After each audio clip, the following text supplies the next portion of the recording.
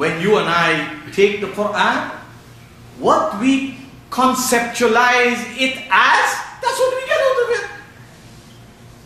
If we have brought down the high, lofty values of the Qur'an to our cultural levels, that's what we're going to get.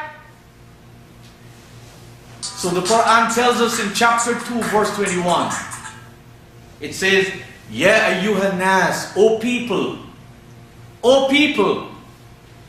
This means this message came to all people. We should not block Christians from having this Qur'an and studying this Qur'an and listening to this Qur'an. We Muslims come up with all kinds of taboo. This one can't touch the Qur'an, that one can't touch the Qur'an. That's why we are a society of ignoramus where the Qur'an is concerned.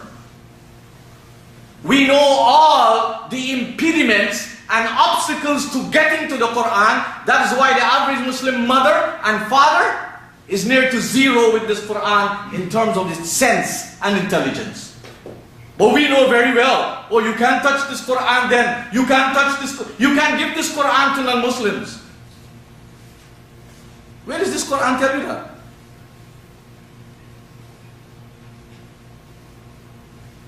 It's like somebody who does not want to help non-Muslims because he or she claims non-Muslims should not be helped, only Muslims should be helped. But you live in a non-Muslim country, you benefit from the handouts of non-Muslims, you work with non-Muslims, most of your clients are non-Muslims, you have gotten your house, your clothing and everything by dealing overall with non-Muslim clients, yet you do not want to share goodies with non-Muslims. Isn't this the height of ingratitude and stupidity? That is what is featured with Muslims. This Qur'an says, Ya ayyuhan nas, O people, wa'budullah, obey, wa'budu rabbakum, obey your Rabb. This ibadah doesn't mean worship that is traditionally popular in the Muslim world, where the sense, the intelligence, the mind, the faculties of comprehensions are not necessarily present at all levels of this Muslim ritual perception of ibadah. Ibadah in Arabic language means ta'a bil khushu'i wa tadallul. Ibadah in Arabic means obedience with all of one's heart and all of one's soul and all of one's might and all of one's mind, and with an attitude of submissiveness. Ibadah doesn't mean to do something like a parrot. I do because I see others do. I've been doing it for 50 years, but I don't know why I'm doing it. Ask the average Muslim. Ask the average young man. Ask the average young woman. That we force people to be cultural, but we don't force them to be intellectual. We don't force them to be lofty. We don't force them to be sublime. We don't force them to be enhancing. We don't force them to be empowering. This is what we have done to our society. We continue to do the same things night after night, day after day, month after month, year after year, and we don't seem to bother. Why? You will soon find out. Because everybody expects God to do it for them. Everybody expects whom? God to do it for them. And the Qur'an will speak for its own self. So here this verse of the Qur'an. Chapter 2, verse 21. Ya ayyuhan nas, wa'budu rabbakum. Because of time, I can't go too deep. Obey the one who has created you and all the world around you and everything that is part of your ecosystem.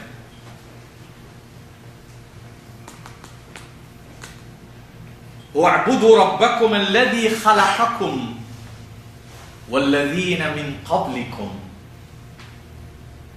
You could imagine, I am here because of my parents. You are here because of your parents.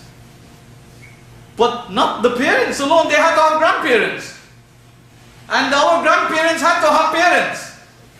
So وَالَّذِي خَلَقَكُمْ وَالَّذِينَ مِنْ قَبْلِكُمْ. Not only you, those before us.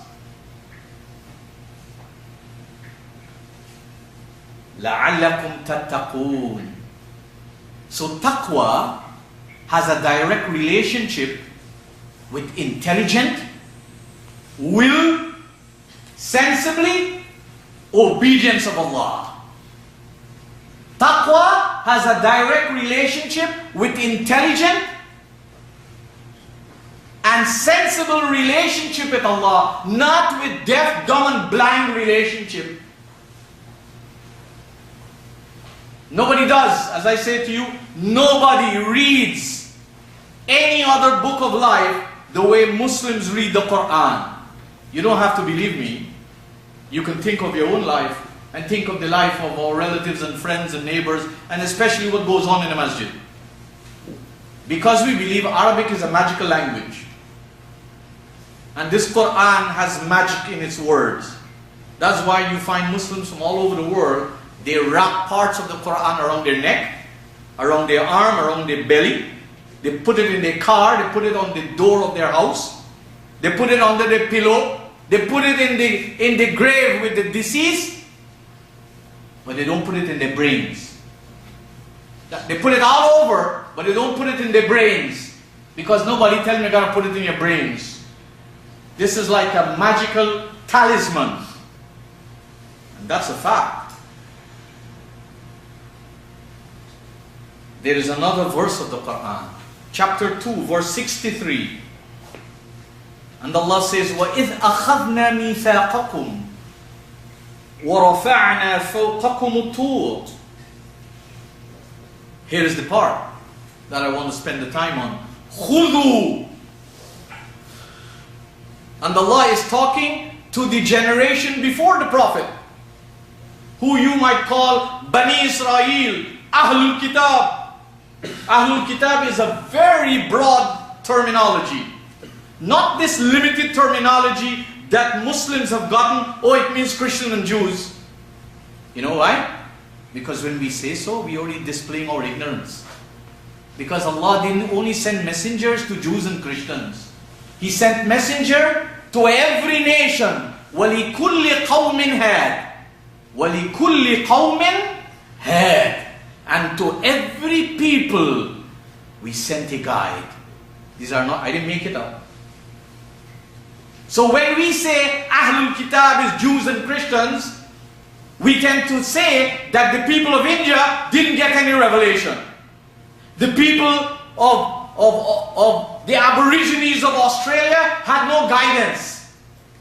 So if they have no guidance, they are not at fault if they behave like barbarians. We are actually condemning the guidance of Allah because He said there was never a people that was left without guidance.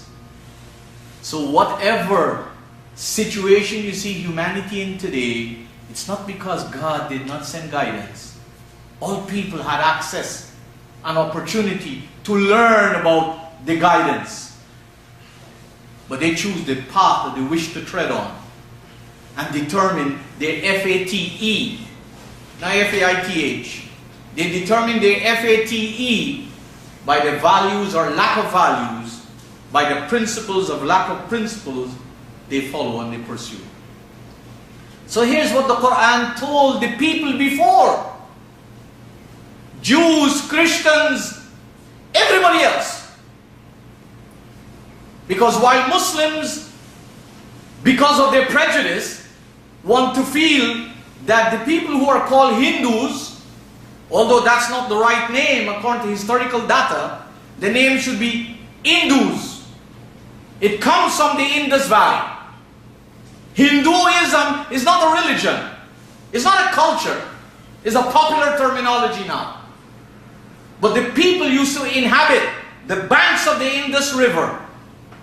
And because it is the Indus River, this name became Hindus. It meant those who inhabited the banks of the river. Because they're sensible. Nobody going to live in the middle of the jungle when there's a river. Everybody will need water. For themselves, their animals, their farm, their cooking, their washing, their cleaning, whatever. And look at humanity all over the world. They inhabit the coastal line of their country. They inhabit. So what the Qur'an tells them?